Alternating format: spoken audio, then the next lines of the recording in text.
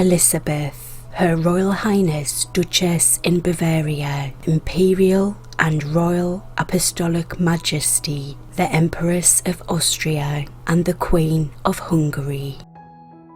Born Elizabeth Emily Eugenie on the 24th of December 1837 in Munich, Bavaria, she was the fourth child of Duke Maximilian Joseph in Bavaria and Princess Ludovica of Bavaria. Her father Maximilian was considered to be rather peculiar, as he had a childish love of circuses and travelled the Bavarian countryside in search of them to escape his duties. The family's homes were the Herzog Max Palace in Munich during the winter and Possenhofen Castle in the summer months. Far from the protocols of court, Sissi and her siblings grew up in a very unrestrained and unrestricted environment. She often skipped her lessons to go riding about the countryside. In 1853, Princess Sophie of Bavaria, the domineering mother of 23-year-old Emperor Franz Joseph, preferring to have a niece as a daughter-in-law rather than a stranger, arranged a marriage between her son and her sister Ludovica's eldest daughter, Helena Onini. Helena and her mother were invited to Upper Austria to receive his formal proposal of marriage. 15-year-old Sissi accompanied them. They arrived late and the coach with their gala dresses never arrived. The family was in mourning over the death of an aunt, so they were dressed in black and unable to change into their more suitable clothing. While black did not suit 18-year-old Helena's dark colouring, it made her younger sister's paler looks more striking by contrast. Helena was a pious, quiet young woman, and she and Franz Joseph felt ill at ease in each other's company, but he was instantly infatuated with her younger sister. He did not propose to Helena, but perhaps for the first time in his life he defied his mother and informed her that if he could not have Elizabeth, he would not marry at all. 5 days later, their betrothal was officially announced. Sissi's farewell dress, the dress worn by Elizabeth at the ball given on the eve of the departure for her wedding. Sissi and Franz Joseph were married at 4 p.m. on April 24th, 1854 at the parish church of the Imperial Court of the Habsburgs, a short walk from Hofburg Palace in Vienna. It had taken an hour for the wedding procession to walk through the palace corridors and courtyards and down the streets to the church. There were over 1,000 guests in attendance, including 70 bishops.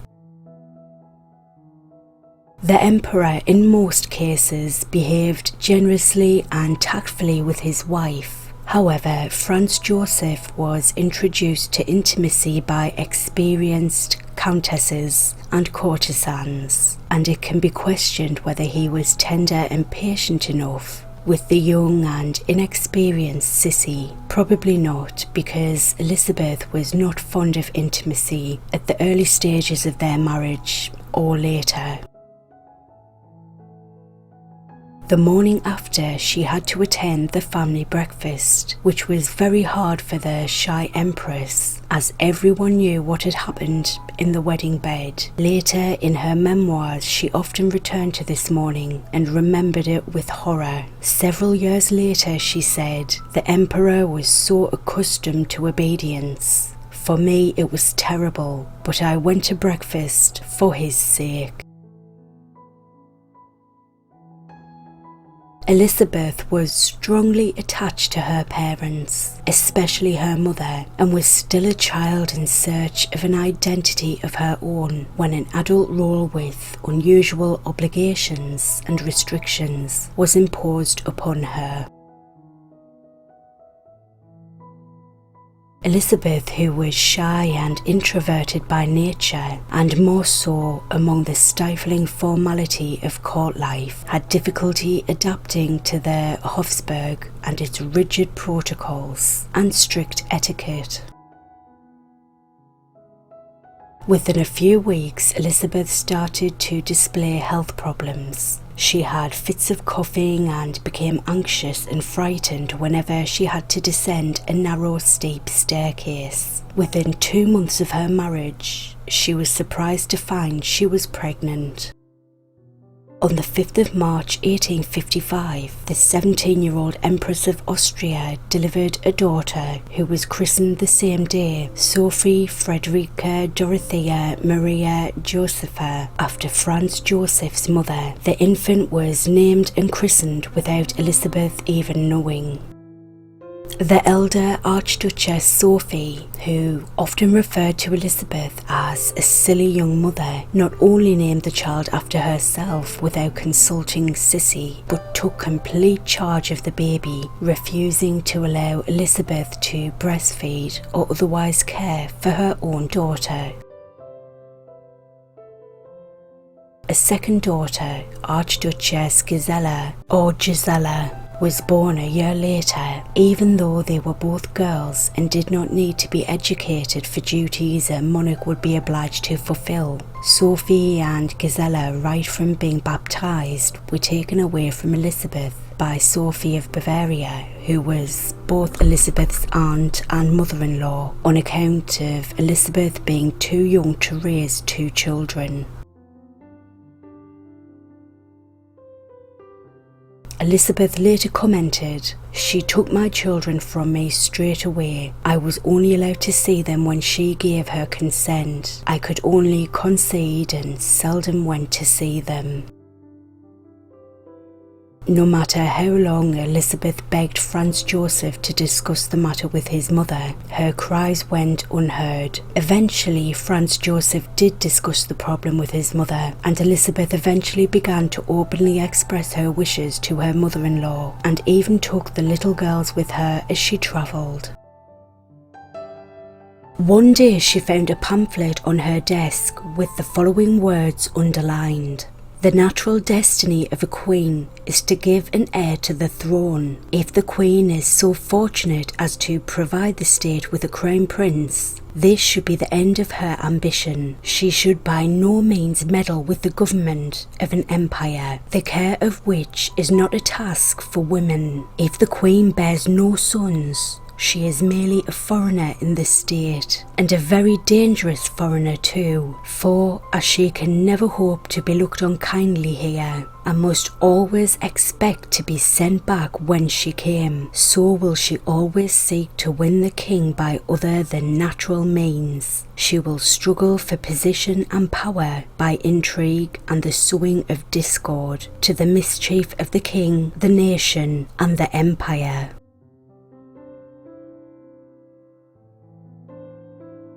In 1857, Elizabeth visited Hungary for the first time with her husband and 2 daughters, and it left a deep and lasting impression upon her, probably because in Hungary she found a welcome respite from the constraints of Austrian court life. Unlike her mother-in-law, who despised the Hungarians openly, Elizabeth felt such an affinity for them that she began to learn Hungarian. The country reciprocated in its adoration of her. While in Budapest, both of her daughters fell ill with diarrhea and had a very high fever. 10-month-old Gisela recovered quickly. However, 2-year-old Sophie's body could not take it. At 9:15 in the evening, after 11 hours of struggling to survive, Sophie died in her mother's arms. The death of her oldest child would haunt Elizabeth for her entire life. Elizabeth was held responsible for Sophie's death by her mother-in-law. She suffered a breakdown and would lock herself in her apartments for days at a time, or go riding until she reached a state of exhaustion. In December 1857, Elizabeth became pregnant for the third time, and her mother, who had been concerned about her daughter's physical and mental health, hoped that this new pregnancy would help her recover. On the 21st of August 1858, Elizabeth finally gave birth to an heir, Prince Rudolf. The 101-gun salute announcing the welcome news to Vienna also signalled an increase in her influence at court. Her interest in politics had developed. She was liberal-minded and placed herself decisively on the Hungarian side in the increasing conflict of nationalities within the empire. Elizabeth was a personal advocate for Hungarian Count Gyula Andrássy, who also was rumoured to be her lover. Whenever difficult negotiations broke off between the Hungarians and the court, they were resumed with her help. When Sissi was blocked from controlling her son's upbringing and education, she openly rebelled. Due to her nervous attacks, fasting cures, severe exercise regime, and frequent fits of coughing, the state of her health had become so alarming that in October 1860 she was reported to suffer not only from green sickness, which is anemia, but also from physical exhaustion.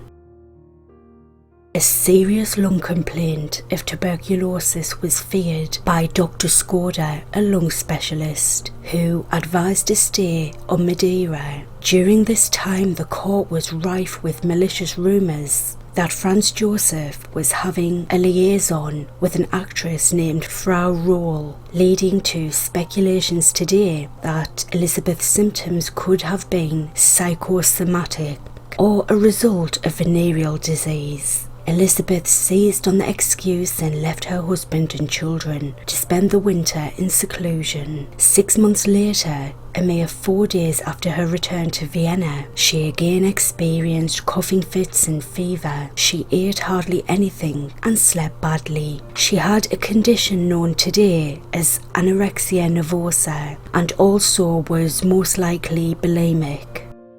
A fresh rescue was advised, this time on Corfu, where she improved almost immediately. In 1862, she had not seen Vienna for a year when her family physician examined her and observed serious anemia. Her feet were sometimes so swollen that she could walk only with the support of others. Elizabeth recovered quickly at a spa, but instead of returning home, she spent more time with her family in Bavaria. Rudolf was now 4 years old, and Franz Joseph hoped for another son to safeguard the succession. Her physician claimed that the health of the empress would not permit another pregnancy. Elizabeth fell into her old pattern of escaping boredom and dull court protocol through frequent walking and riding, using her health as an excuse to avoid both official obligations and intimacy. Preserving her youthful appearance was an important influence in her avoidance of pregnancies. She said, "Children are a curse of a woman, for when they come, they drive away beauty, which is the gift of the gods." She was now more assertive in her defiance of her husband and mother-in-law, openly opposing them on the subject of the military education of Rudolf, who, like his mother, was extremely sensitive and not suited to the life at court. She was obsessively concerned with maintaining her youthful figure and beauty. She maintained her weight at approximately 7 stone, which is 110 pounds or 50 kilograms, for the rest of her life. Whenever her weight threatened to exceed 7 stone, a fasting cure or hunger cure would follow, which involved almost complete fasting. Meat itself often filled her with disgust, so she either had the juice of half raw beefsteak squeezed, or else adhered to a diet of milk and eggs. The only quality for which she felt appreciated and over which she had control was her physical appearance, so she started cultivating this as the primary source of her self-esteem. Her emotional well-being was dependent on her own beauty and image. She emphasized her extreme slenderness through the practice of tight lacing. She reduced her waist to 40 centimeters, which is 16 inches. Corsets of the time were split busk types, fastening up the front with hooks and eyes, but Elizabeth had more rigid, solid front ones made out of leather like those of Parisian courtesans, probably to hold up under the stress of such strenuous lacing. The fact that she only wore them for a few weeks may indicate that even leather proved inadequate for her needs.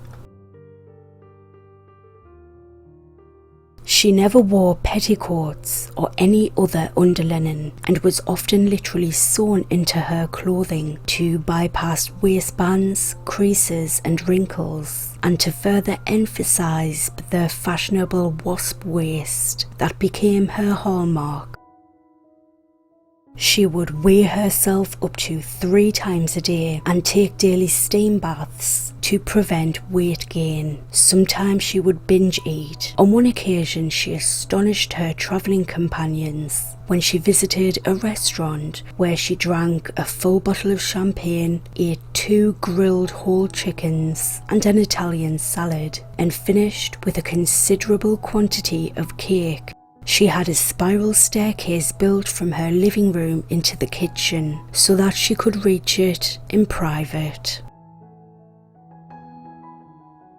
Daily care of her abundant and extremely long hair, which turned from the dark blonde of her youth to a chestnut, took at least 3 hours every day. Her hairdresser, Fanny, was forbidden to wear rings and required to wear white gloves. After hours of dressing, braiding and pinning up the Empress's tresses, the hair that fell out had to be presented in a silver bowl to the reproachful Empress for inspection.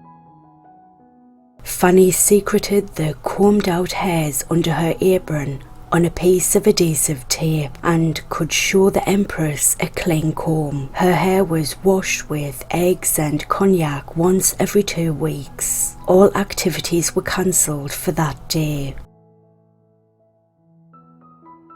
Unlike some other women of her time, Elizabeth used cosmetics and perfumes sparingly as she wished to showcase her natural beauty, but she did test countless beauty products prepared in the court pharmacy or by a lady-in-waiting to preserve it. She took a warm olive bath every evening to keep her skin soft and smooth. She relied heavily on rose or lavender face mist to protect her skin against inflammation. She enjoyed full body wraps made out of hair, and her favourite face mask was made with rose water, milk, grape juice, frankincense essential oil and 2 whipped egg whites.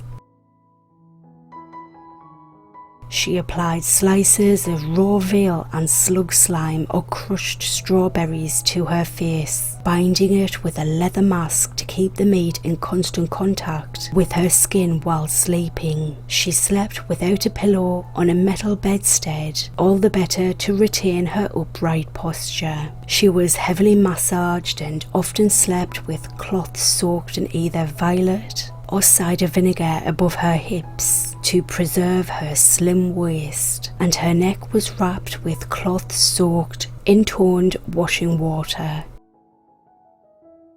She developed a horror of fat women and transmitted this attitude to her youngest daughter, who was terrified and fainted when as a little girl she first met Queen Victoria. Franz Joseph was passionately in love with his wife, but she did not reciprocate his feelings fully and felt increasingly stifled by the rigidness of court life. Franz Joseph was an unimaginative and sober man, a political reactionary who was still guided by his mother and her adherence to the strict Spanish court ceremonial regarding both his public and domestic life.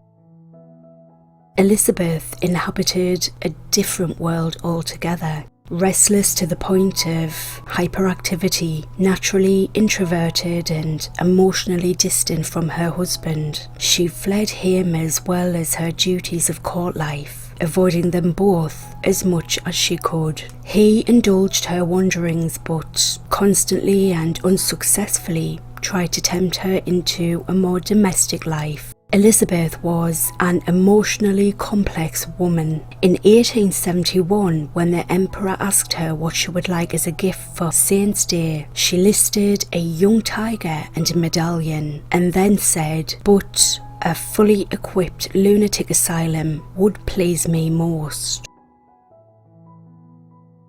After having used every excuse to avoid pregnancy, Elizabeth decided that she wanted a fourth child. Her decision was at once a deliberate personal choice and a political negotiation. By returning to the marriage, she ensured that Hungary, with which she felt an intense emotional alliance, would gain an equal footing with Austria. The Austro-Hungarian Compromise of 1867 created the dual monarchy of Austria-Hungary. Andrésy was made the first Hungarian Prime Minister, and in return he saw that Franz Joseph and Elizabeth were officially crowned King and Queen of Hungary.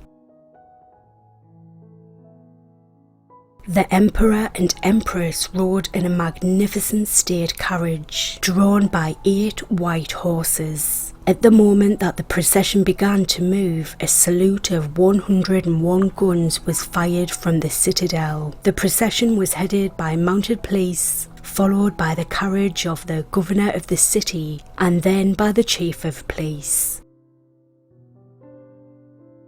The procession was followed by 6 carriages containing court officials and by several hundreds belonging to members of the aristocracy. Most of the coaches and harnesses were covered with gems and gold. Maidens dressed in white showered flowers on the road, invoking blessings on the heads of their sovereign and consort. As a coronation gift, Hungary presented the royal couple with a country residence 20 miles east of Budapest. In the next year, Elizabeth lived there, leaving her neglected and resentful Austrian subjects to trade rumours that if the infant she was expecting were a son, she would name him Stephen after the patron saint and first king of Hungary. The issue was avoided when she gave birth to a daughter, Mary Vetsera, dubbed the Hungarian child. She was born in Budapest 10 months after her parents' coronation, and she was baptised there in April. Determined to bring this last child up by herself, Elizabeth finally had her way. She poured all her repressed maternal feelings on her youngest daughter to the point of nearly smothering her. Sophie's influence over Elizabeth's children and the court faded, and she died in 1872. After having achieved this victory, Elizabeth did not stay to enjoy it, but instead embarked on a life of travel and saw little of her children. On the 20th of April 1873, at the age of 16, her daughter Gisela was married to Prince Leopold of Bavaria in Vienna. Sissi remained absent during the wedding celebrations. The young couple was made welcome in Munich by her husband's family and went on to live in Schwabing. A year after the wedding, on the 8th of January 1874, her first grandchild, Elizabeth Marie, was born. Empress Elisabeth was present during the baptism. On the 10th of May 1881, her son Rudolf married Princess Stephanie of Belgium, a daughter of King Leopold II of the Belgians. Although their marriage was initially a happy one, by the time their only child, the Archduchess Elisabeth, was born on the 2nd of September 1883, the couple had drifted apart, and he found solace in drink and other female companionship. Sissi commissioned the building of a palace in Corfu, which she named the Achilleon, after Homer's hero Achilles in the Iliad. Later it was acquired by the nation of Greece and converted to a museum. Her daughter Valerie and her second cousin Archduke Franz Salvator met in 1886 at a ball, but Valerie waited several years to be sure that her feelings toward Franz Salvator were strong enough to make a successful marriage. It was hoped by many at court that she would marry someone higher. Elizabeth declared that Valerie would be allowed to marry even a chimney sweep if she so desired, in contrast to her other children who had both had to make dynastic marriages. Newspapers published articles on Sissi's passion for riding, sports, diet and exercise regimes, and also her fashion sense. She often shopped at the Budapest fashion house Anta Alta, which had become very popular with the fashion-crazed crowd. Newspapers also reported on a series of reputed lovers. Although there is no verifiable evidence of her having an affair, one of her alleged lovers was George B. Middleton, a dashing Anglo-Scot. He had been named as the probable father of Winston Churchill's wife, Clementine Ogilvy Hosier. To prevent her husband from becoming lonely during her long absences, Elizabeth encouraged his close relationship with actress Katharina Schratt. In late 1888, her son, the 30-year-old Crown Prince Rudolf, met the 17-year-old Baroness Mary Vetsera, known by the more fashionable Anglophile name Mary, and the couple began an affair. In 1889, Elizabeth's life was shattered by the death of her only son, Rudolf, who was found dead together with his young lover in what was suspected to be a murder-suicide on Rudolf's part. The scandal was known as the Mayerling incident, after the name of Rudolf's hunting lodge where they were found.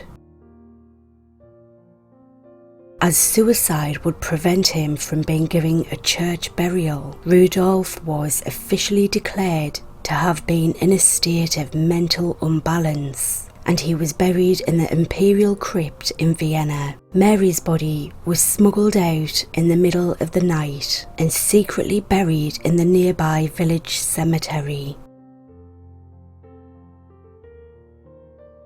The emperor had the lodge converted into a convent. Prayers are still said daily by the nuns for the repose of Rudolf's soul. This is Mary's letter of farewell to her mother and Rudolf's letter of farewell to his wife. Elizabeth never recovered from the tragedy, sinking further into melancholy. Within a few years she had lost her father in 1888, her son in 1889, her sister in 1890, and her mother in 1892. The Mayerling scandal increased public interest in Elizabeth, and she continued to be an icon and sensation wherever she went. Her daughter Valerie chose to marry for love Franz Salvator, her second cousin, a relatively minor prince who had no great wealth to offer, and Elizabeth, as promised, supported her favourite daughter. This caused a deep rift between Valerie and her sister. On the 31st of July 1890, the couple were married. Elizabeth spent little time in Vienna with her husband. Their correspondence increased during their last years, however, and their relationship became a warm friendship. On her imperial steamer, Empress Elisabeth travelled through the Mediterranean. Her favourite places were the French Riviera, where tourism had started in the second half of the 19th century, Lake Geneva in Switzerland, and Corfu. The Empress also visited countries not usually visited by European royals at this time: Morocco, Algeria, Malta, Turkey and Egypt. The endless travels became a means of escape for Sissi from her life and her misery. In 1898, despite warnings of possible assassination attempts, Elizabeth travelled incognito to Geneva, Switzerland. At 1:35 p.m. on Saturday the 10th of September 1898, Elizabeth and her lady-in-waiting left the hotel on the shore of Lake Geneva on foot to catch a steamship to Montreux. Since the Empress despised processions, she insisted that they walk without the other members of her entourage.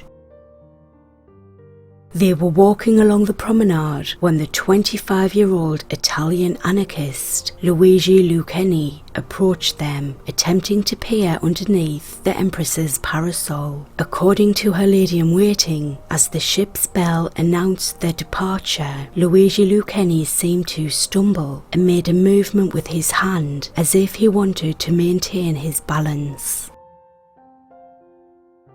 In reality, he had stabbed Elizabeth with a sharpened needle file that was 4 inches or 100 millimeters long. The file was used to file the eyes of industrial needles. He had inserted it into a wooden handle.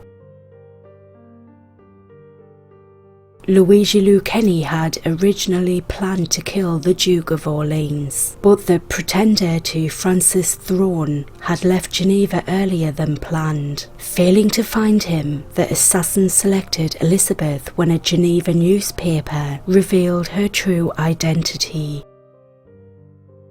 After Lucchini struck her, the Empress collapsed. A coach driver helped her to her feet, and the two women walked roughly 100 yards to the gangway and boarded the ship, at which point her lady-in-waiting relaxed her hold on Elizabeth's arm. Sissi then lost consciousness and collapsed next to her.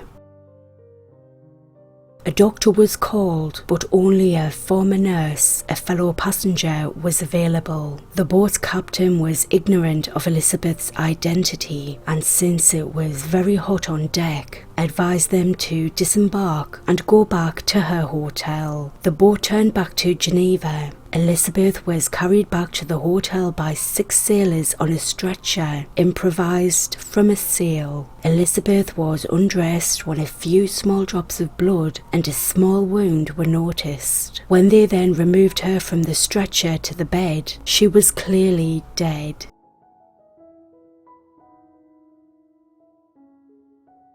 She was pronounced dead at 2:10 p.m. Everyone knelt down and prayed for the repose of her soul. Her eyes were closed and her hands joined.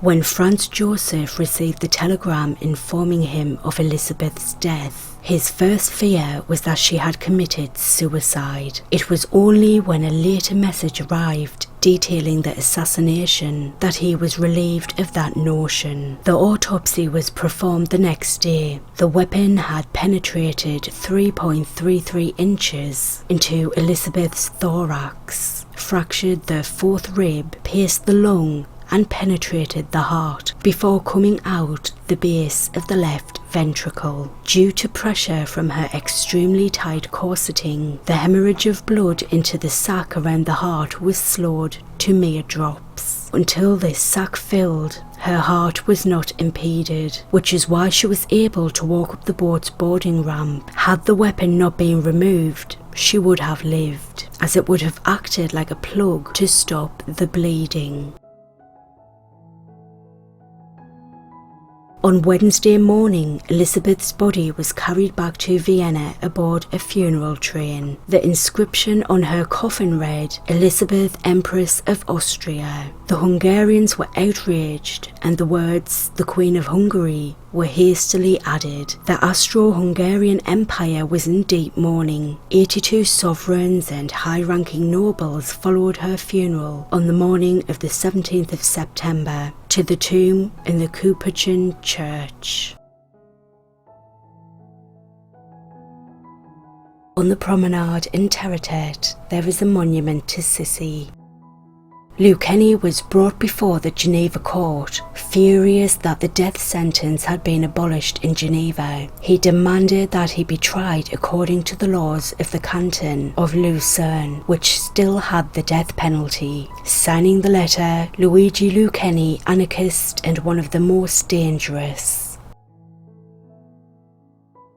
Upon her death, Franz Joseph founded the Order of Elisabeth in memory of her. The order, which only existed until the end of the monarchy in 1918, was divided into 3 classes: Grand Cross, first and second classes. There was also an Elizabeth Medal for civil merit.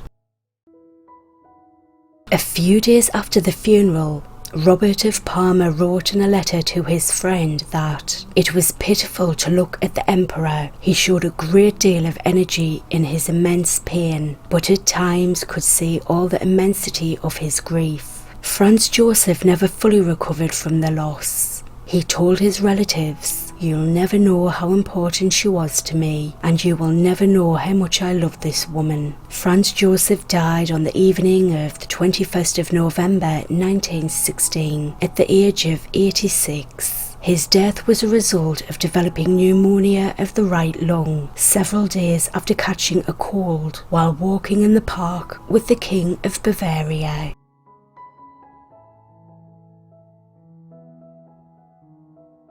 Empress Elisabeth's tomb, next to that of her husband, Franz Joseph, in Vienna's imperial crypt. On the other side of Franz Joseph's tomb is that of their son, Crown Prince Rudolph. Elizabeth ordered a set of 27 stars made of diamonds and pearls. In her will, she gave some of the stars to her ladies-in-waiting, while the rest were left to members of her family. A black court dress of Empress Elisabeth worn in 1885. The company name of the court seamstress is woven in the belt strap of the dress. In 2012, a blue dress was auctioned in Vienna. After some study, it proved to be part of the Corfu wardrobe of Sissi. The evidence was a label sewn into the back of the neck of the dress. The label bears the typical embroidered crowned dolphin that was sewn in all of the Corfu dresses.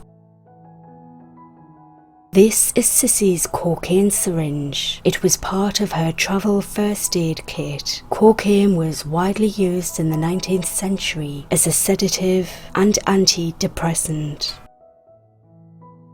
And this concludes the video. Thank you very much for watching. If you enjoyed this, please click the like button, give it a thumbs up, and please subscribe for future videos. Thank you.